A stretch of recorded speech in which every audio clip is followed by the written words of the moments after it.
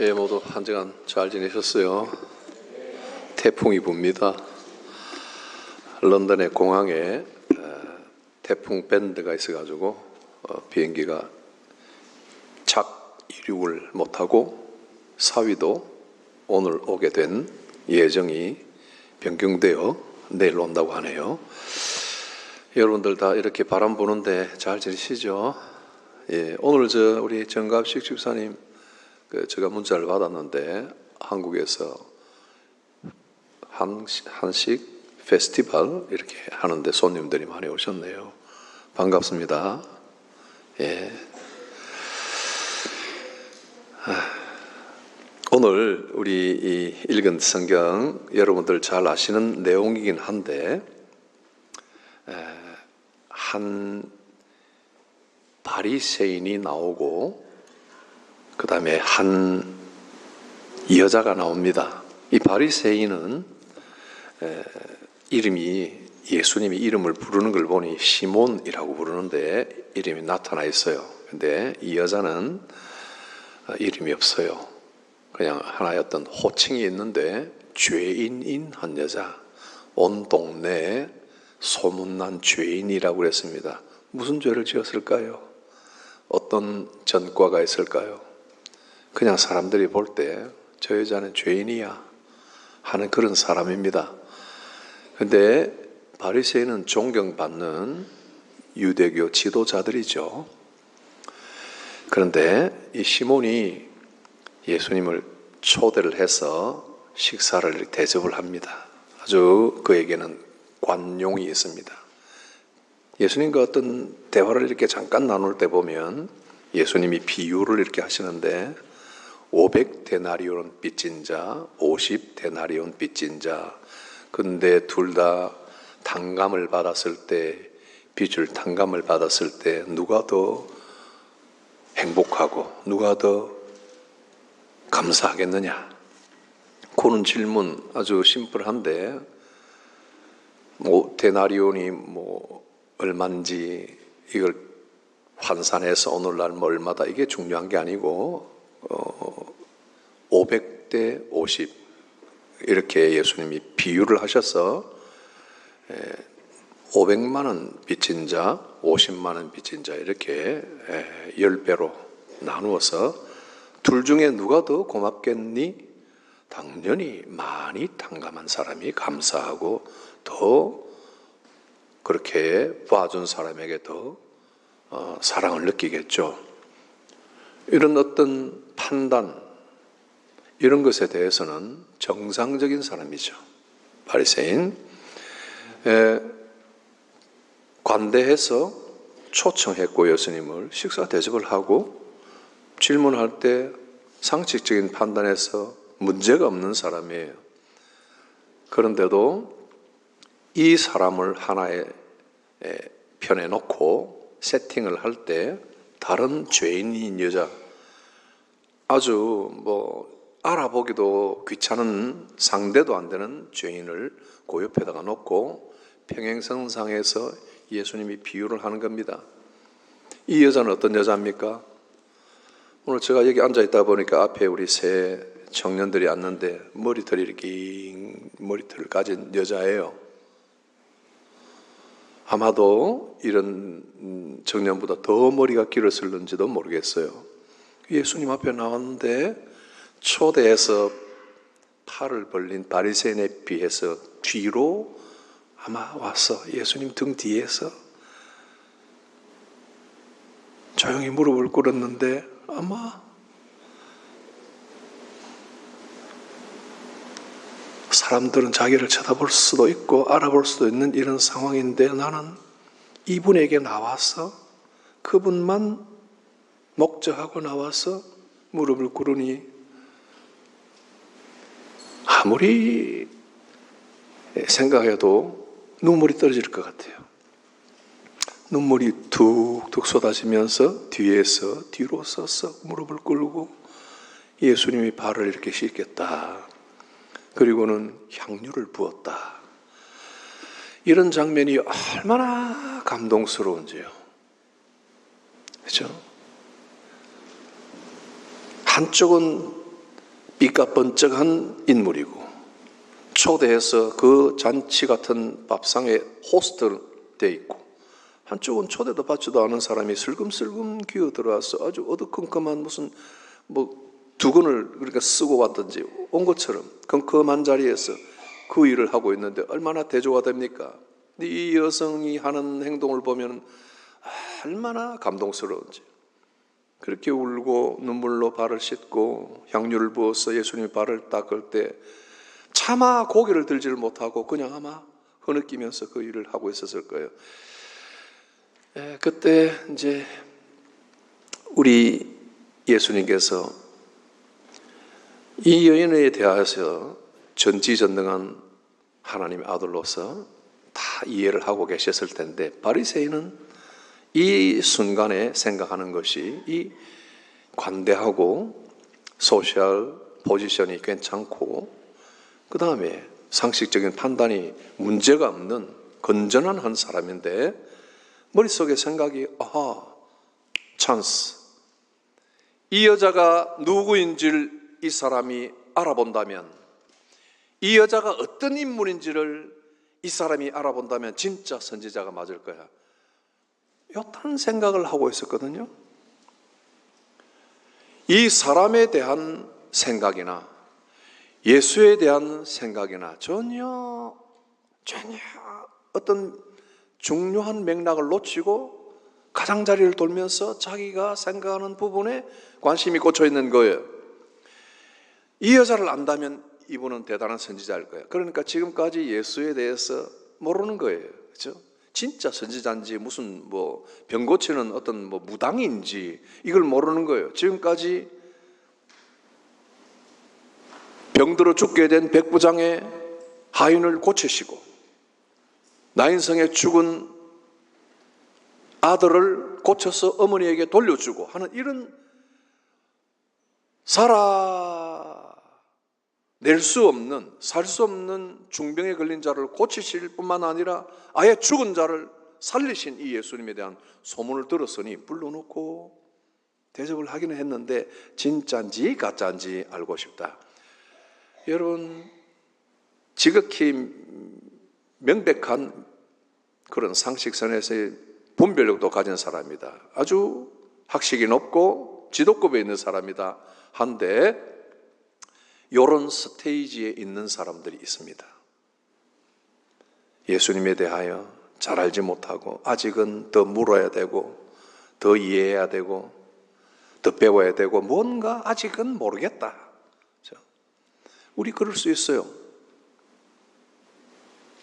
확실하게 이분은 하나님의 아들이다, 구세주다 모를 수 있어요. 그래서 더 알아가는 그런 과정에 있을 수 있습니다. 그런데 이것이 그대로 오래 머물면 위험해요. 이 사람에게 있었던 위험의 어떤 결과가 뭐로 나타납니까? 예수님에 대한 왜곡이 있는 거예요. 제대로 알지 못하고 예수님을 제 마음대로 이렇게 저렇게 판단하고 그러다가 결국 모르겠다 하면 내가 스스로 예수님이 이 정도다. 무슨 병 고치는 어떤 마술사겠지. 이 정도로 생각하겠죠. 선지자인 것 같은데 난 잘 모르겠어. 이러고 끝날 수도 있겠죠. 그리고 시각에 제한이 옵니다. 사람을 보면 그 사람을 중심을 잘 볼 수 있고 이해를 해야 되는데 겉만 보고 옷만 보고 그냥 피부만 보고 들어가는 거예요. 아무것도 그 사람 속을 알지 못하는 거예요.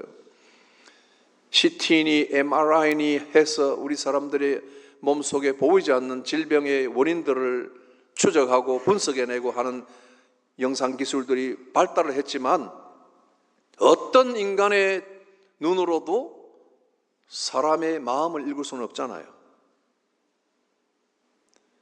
그 마음을 사람들은 서로 진심을 통해서 이야기를 하고 표정을 통해서 그 마음들을 이해하고 사랑하고 받아주고 용납하고 덮어주고 하는 것들이 우리 인생사에서 일어나야 되는데 지금 사람을 무슨 샘플로 알고 이 여자가 죄인인 걸 알면 당신은 참 선지자일 수도 있다. 예수님에 대한 왜곡과 함께 제한된 시각을 가지고 있어요. 우리 성도들 가운데서도 그럴 수 있어요. 뭔가 믿음의 눈을 가지고 볼 때는 다른 사람들을 심층적으로 이해하고 위하여 기도하고 감싸주고 눈물 흘리고 하다가도 뭔가 어떤 순간이 되면 순전히 육적인 눈만 가지고 사람을 판단하고 제 마음대로 해석하고 제 마음대로 떠들고 그런 경우들이 있단 말이죠. 이런 오류에 빠지지 않기 위해서는 예수님에 대하여 더욱더 알기를 원하고 항상 의심하는 자리에 있는 자신에 대하여 무엇이 문제인지를 파악하고 질문을 계속 가지고 답을 얻으려고 노력하는 이런 순간순간의 노력들이 필요한 거예요. 우리 성도들이 신앙이 자라고 성숙해 나간다 하는 것은 그냥 가만히 앉아서 되는 일이 아니에요. 항상 노력하고 읽고 기도하고 묻고 스타디하고 해야 되는 거예요. 오늘 이 여자의 행위를 통해서 예수님이 비유를 보여주시고 이봐라 시몬아 500데나리온 탕감받은 자와 50데나리온 탕감받은 자가 너가 생각한 그 생각대로 네가 옳게 판단한 판단대로 당연히 많이 탕감받은 사람이 더 사랑하겠지. 이 여자는 오늘 내게 하는 이 행위를 통해서 많은 죄를 탕감받고 지금 그 사랑함이 많기 때문에 이런 행위를 하고 있는 것인데 너는 내가 네 집에 초청받아 들어온 게스트임에도 불구하고 내 발 씻을 물조차 주지 않았다. 유대인의 관습을 아시죠? 맨발과 비슷한 샌들을 신고 흙바닥을 다니다가 어떤 집에 들어가면 당연히 그 집에서 초청한 사람은 물을 떠다가 발을 씻어주는 거예요. 그런 존경의 표현으로 당연히 주인이 하인을 시키든지 본인이 하든지 그렇게 물을 대령해야 되는 거예요. 그런데 그걸 다 간과했거든요. 왜곡된 시각을 가지고 예수님의 정체에 대한 질문, 거기에 대한 엔콰이리만 가지고 있었기 때문에 봐야 할 시각을 제대로 보지 못하고 그 손님 대접하는 가장 기본적인 것조차 표현하지도 못했던 사람이에요. 어떻게 보면 굉장히 예수님에 대하여 알고자 하는 열망이 강했다고 볼 수도 있는데 그게요, 사람을 그렇게 편협되게 만들어버린 거예요. 실수하게 만든 거예요. 너는 내가 들어올 때 발 씻을 물조차 주지 않았고 감람류, 그냥 채소에다가 뿌려 먹는 흔해 빠진 팔레스타인의 그 올리브 기름도 주지 않았다. 그렇지만 이 여자는 향유를 주었다. 향유는 엄청난 비싸다. 가장 고귀한 그런 향재료다. 그러니까 그걸 비교를 하게 되는 거예요. 이 여자가 예수님 발을 왜 씻었어요? 그 발에 분명히 물로 씻어야 할 것들이 있었다는 거죠. 그러니까 그냥 어떤 사랑의 제스처가 아니라 정말 예수님을 사랑했기 때문에 이 발을 씻어드리고 싶은 거예요. 그래서 예수님이 하시는 말씀이 많은 사랑을 받은 자들이 더 많이 사랑하고 많은 죄를 용서함을 받은 것을 깨달은 사람들이 더 많이 헌신하고 봉사하고 감사하고 사랑하는 것이다. 이걸 이야기를 하시고 구원을 선포를 하셨어요. 여러분, 우리 이 부분의 성경이 참 중요한 내용인데 48절 이에 여자에게 이르시되 내 죄사함을 받았느니라 그랬습니다. 그리고 50절을 보면 여자에게 내 믿음이 너를 구원하였으니 그랬습니다. 여러분 생각해 보세요. 예수님의 발을 씻어주고 머리털로 발을 닦아주고 향유를 부은 것은 이 여자가 한 행동이에요. 행위죠, 그죠? 이 행위 때문에 죄사함을 받았다고 생각하십니까? 그렇다면 우리는 이 여자에게 포커스를 맞추고 더 이상 진전할 필요가 없어요. 우리도 이처럼 가장 소중한 것을 갖다 바치고 예수님을 사랑하는 표현을 최선을 다해서 해야 되고 찬양하고 금식하고 예수님을 사랑하고 늘 생각하는 그런 자리에 들어가면 되는 거예요. 그리고 이것이 구원을 얻게 한다면 우리 중에 누가 열심히 더 하면 더 열심을 내라고 우리는 촉구해야 되고 우리는 그렇게 해야 됩니다. 그런데 예수님이 이상하게도 마지막에 이런 말씀하셨어요. 예수께서 여자에게 이르시되 내 믿음이 너를 구원하였느니라. 이런 행위가 믿음이라는 말이에요? 그럴 수 있다는 말이에요. 이 행위 자체가 아니라 이 행위를 밀어준, 이 행위를 일으킨, 이 비싼 향유를 남의 발에다가 부을 정도의 예수에 대한 가치를 알고 이 향유도 아깝지 않는 이 생각, 이것이 믿음이에요. 향유를 비싼 것을 부으면서 다른 사람이 볼 때 그것으로 내가 얼마만큼 이런 값진 봉사를 하는가를 말한 것이 아니요, 주님을 사랑하는 마음이 가득했고 우리 주님을 메시아로 믿는 믿음이 가득했기에 어떤 것도 거기에 비교할 수 없다는 것을 자기가 아니까 이걸 부었죠. 제자라도, 예수님의 제자라도 그 왜 거기 붓지? 그걸 팔아가지고 돈을 만들어서 가난한 사람을 돕고 차리티를 운영하고 하면 더 나을 텐데 하잖아요. 가치에 대한 판단 기준이 완전히 기본이 다르잖아요. 예수님은 그런 행동을 한 여자의 백그라운드에 있는 숨어있는 믿음을 아는 거예요. 자기는 죄인일지라도 세상에서는 완전한 버림을 받고 배척을 받는 그런 신분이고 한 번 지은 죄 때문에 그냥 주홍 글씨가 따닥따닥 붙어가지고 아무리 떼려도 뗄 수 없고요. 여러분들이나 저나 마음속에 어떤 품고 있는 죄나 과거에 지은 실수나 이런 것들을 아무리 떼어내려고 해도 떼어집니까? 그렇죠? 옷은 갈아입을 뿐이면 그만이고 몸은 씻으면 그만이지만 그 마음속에 남아있는 어떤 주홍색의 어떤 죄에 대한 그런 결과물들이, 흔적들이 남아있을 때 그것이 씻어집니까? 그러나 예수님 앞에 나올 때 주님은 구세주라는 것을 믿고 나와서 그것을 엎드려 부을 때 세상의 어떤 계산과 판단과 어떤 눈총과 이런 것들이 아무 소용이 없이 그냥 엎드린 겁니다. 제가 이 설교를 한 20몇 년 전에, 거의 한 30년 전에, 정확하게는 96년 정도 되겠네요. 그때 에딘버러에 있을 때 제가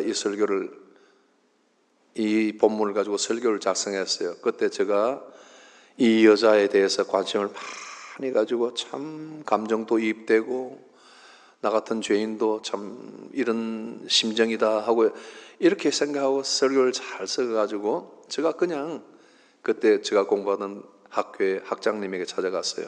방에 가서 교수님, 제가 이런 포커스로 설교를 만들었는데 교수님 어떻게 생각하세요? 한 말씀 해주세요. 그렇게 했습니다. 그분이 쭉 읽어보시더니 내가 생각할 때는 이 본문을 가지고 이 여자에게 포커스를 맞추기보다는 예수님에 대해서 이야기하면 더 좋겠다 그랬어요. 그러면서 그냥 지저스가 아니라 빅 지저스, 그냥 크로스가 아니라 빅 크로스에 대해서, 예수님에 대해서, 십자가에 대해서 이야기했으면 좋겠다. 제 보는 관점이 확 바뀌더라고요. 그렇지, 성경은 어떤 사람의 행적을 통해서 우리도 그렇게 라는 교훈의 차원도 있습니다만은 이런 대화 속에서, 이런 사건 속에서 예수님이 깨끗한 바리새인과 추악한 죄인을 두고 예수님은 어떻게 하시는 분인가에 대하여, 예수님은 이런 죄인도 사랑하시고 이런 죄인들에게 믿음을 주시고 참 믿음을 주시고 권세자들이나 지식인들에게 주시는 것이 아니라 어린 아이에게 주시는 그 믿음을 주셔서 구원 얻게 하시고, 그러니 이 여인이 나와서 자신이 얻은 구원과 죄 사함에 대한 엄청난 은혜에 대한 각성들을 가지고 이런 행위를 할 수 있다는 것을, 예수님은 이렇게 할 수 있다는 것을 우리가 배우는 거예요. 예수님은 결국 예수님의 권세가 있는 분이에요. 죄 사함을 선포할 수 있고, 이 여자에게 마지막으로 하신 말씀이 여러분 기억납니까? 뭐라고 그랬어요? 뭐라고 그러셨어요? 평안히 가라. 그냥 지나치죠. 죄사함과 구원한 믿음을 가진 사람들도 필요한 선포예요. 영원한 소망을 가졌으면서도 평안이 없는 성도들이 얼마나 많아요. 종종 몇 해 전에 연말에 여기 사회하는 집사님이 연말에 목사님을 향한 소원 한 가지 이야기한 게 아마 내가 죽을 때까지는 잊지 못할 거예요. 내년에는 좀 웃는 목사님 웃는 모습을 보고 싶습니다. 제가 원래 웃는 상이 아니거든요. 그냥 좀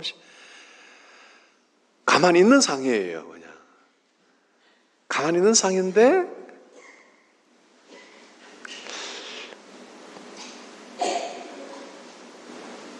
뭔가 평안하지는 못한 상 같아요. 왜 그런 줄 아세요?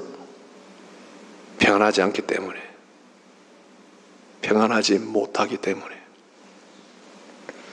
무엇인가 일을 하면서 힘들고 무엇인가 사람을 생각하면 머리가 복잡해지고 세상을 보면 뭔가 어두워지고 비판이 나오고 책을 읽어도 비판이고 늘 머릿속에는 이런 것들이 가득 차 있으니까 그냥 위장병이 생기고요.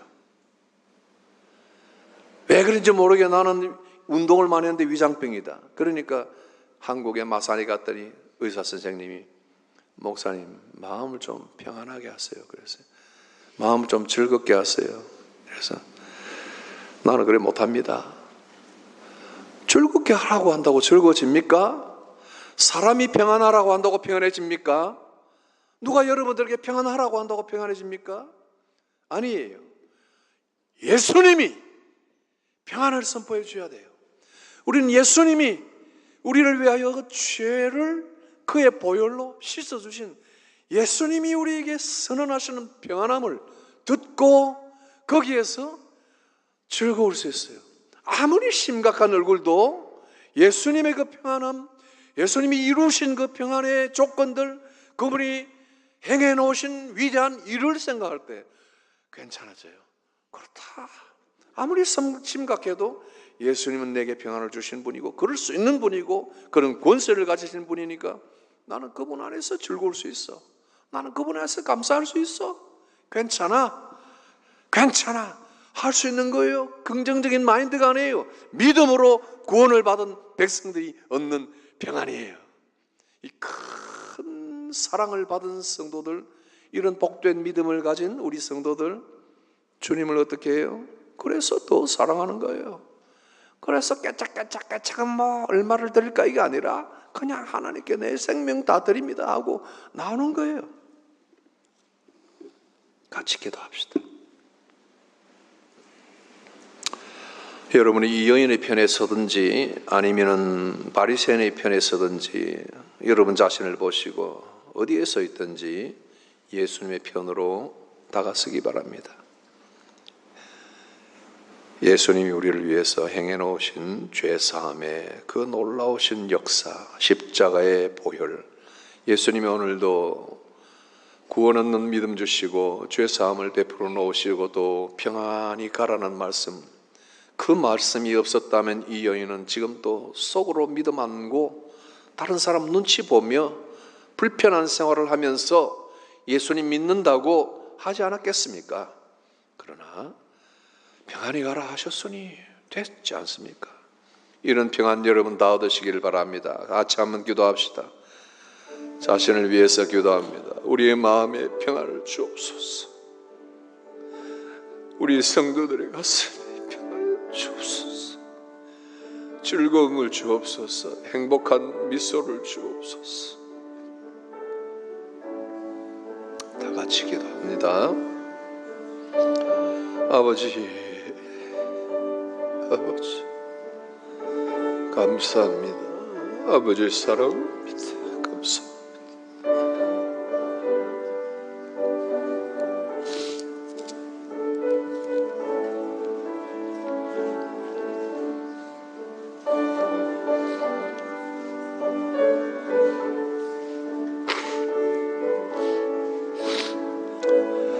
주여, 우리 성도들 모두에게 평안을 주옵소서. 주님 안에 참된 자유를 허락하여 주옵소서. 살아계시며 존귀하시며 우리의 영광과 찬송을 받으시기에 합당한 하나님 아버지, 말씀으로 성도들 가슴 깊숙이 들어오시고 이들의 마음에 깊은 은혜를 주셔서 그와 함께 평강 주심으로 이 모질고 힘들고 앞이 보이지 않는 이 세상 사는 동안에 주님 주신 평강과 진리 안의 자유를 누리며 행복하게 유쾌하게 살아가는 저희 모든 백성들 삼아 주시옵소서. 질병으로 절망하고 무릎 꿇고 단식할 때 우리 하나님께서 치유의 광선 발하여 주시며 그리할지라도 하나님께서 함께 하심을 믿고 감사하고 평안하게 하옵시고, 물질적인 어려움, 사업적인 장벽, 인간관계의 모든 철벽과 같은 장애물이 있을지라도 주 안에 함께 평안하며 우리 주님 주시는 능력으로 이 모든 장애물들 기쁨으로 뛰어넘는 성도들 되게 하여 주시고, 이 11월에 감사가 넘치는 우리 성도들 되게 하여 주시옵소서. 예수님 이름으로 기도하옵나이다. 아멘.